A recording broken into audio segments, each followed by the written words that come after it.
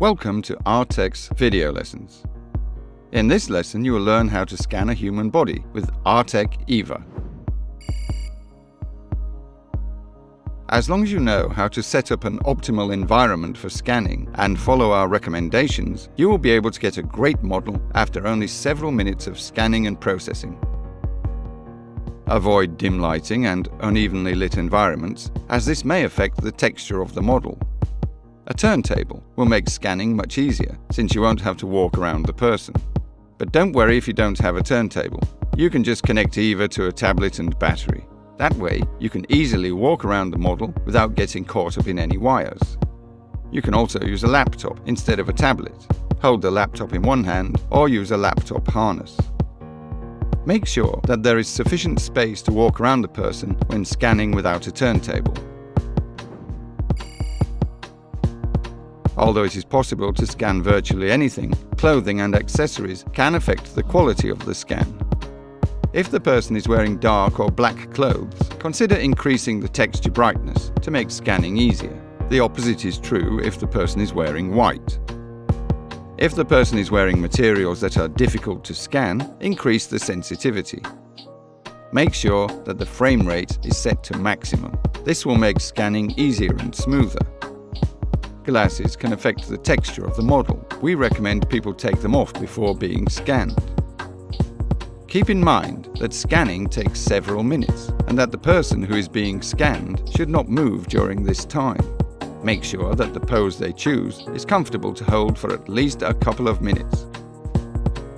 Deep breathing changes the geometry of the chest and can cause difficulties for processing. We recommend not to breathe deeply during scanning. Make sure the pose does not contain areas that are impossible for the scanner to see. Either have the arms held tight to the torso or have them far enough apart from the body that the scanner sees the area clearly. It is better to keep fingers together because keeping them motionless while spread apart is very hard, and movement may affect the results. We recommend to always start scanning from the head. In many cases, the head can even be scanned separately from the body.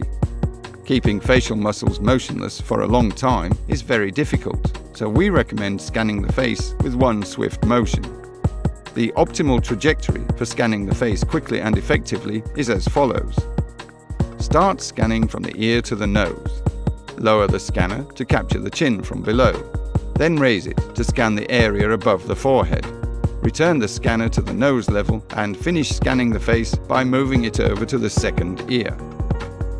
Then you can scan the hair.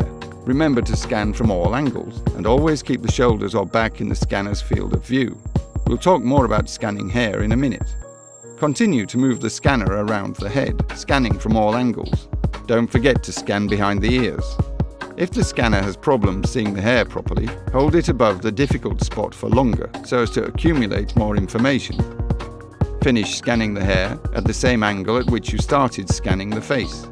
Try not to get the face in the scanner's field of view during this last section, since the facial geometry will probably have changed. Let's talk more about scanning hair, since sometimes you might need to take special action here. Artec is proud that its scanners are able to recreate most hairstyles, while most scanners can't. Nevertheless, some hair types are more difficult to scan, such as curly or fluffy hair. To make it easier to scan this kind of hair, try smoothing it down a little or dampening it. Since individual hairs are so fine, the scanner does not see them when set on normal mode. Increasing the sensitivity in the scanning settings will help scanner to see the shape of the hair and recreate the missing bits. It's essential to remember that to avoid losing registration during hair scanning, you should always keep an object that is easy for the scanner to see in its field of view, such as a shoulder or the person's back. Initially, your scan might look like it contains holes and that there's not enough data to recreate the surface of the hair, even though your scanning was thorough and your trajectory good. In most cases, everything is fine and you will have collected enough data. The final scan will always look much better than the raw data. Scanning the body is easy, as long as you meet a few simple conditions.